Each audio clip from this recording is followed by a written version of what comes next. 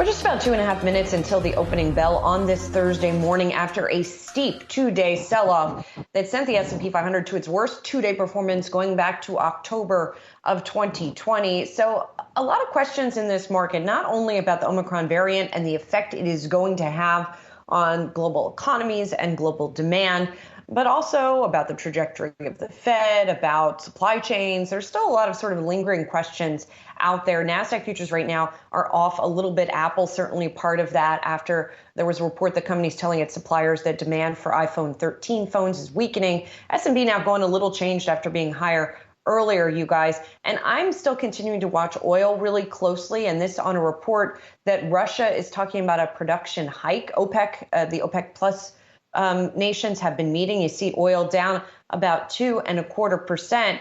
And Saz, just get a quick comment from you on all of this. I mean, you were talking about perhaps the relief, but it all, if you look at oil also, not just as a function of the supply that's out there, but also as an economic indicator, it's been hit in the past few days by concerns that Omicron is going to hit demand. In that sense, it's not necessarily a great thing when it heads lower, if it's for that reason and not for the supply reason.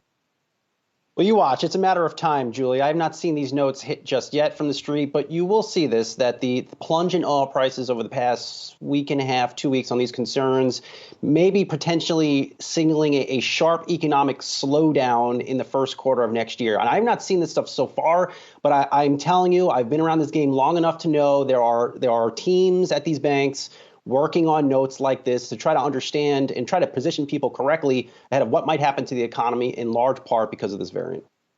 Yeah, and I think, too, that when it comes to oil, we just have to understand that the volatility could be happening ahead of what could be a very interesting dynamic in 2022 if the Omicron variant does pick up and then further drags down on oil prices. But I think largely speaking, I think it does speak politically to likely some optimism inside the White House that releasing those reserves last week, which was the choice by the Biden administration, may have actually done its work to try to keep afloat the Democrats' hopes alive, at least for next year. But again, we'll see what the political ramifications of that might be. Right. And by the way, that was an authorization to release, right? So maybe this drop forestalls the need to do that. All right, we've got the opening bell here on this Thursday morning, and it looks like an ETF is ringing it here.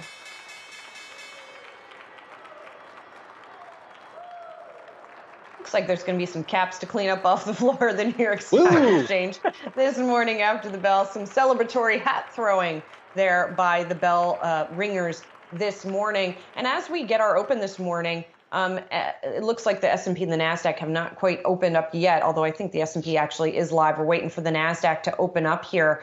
And we've got that lower open of about 0.4%. So really a divergence this morning between the Dow and the NASDAQ.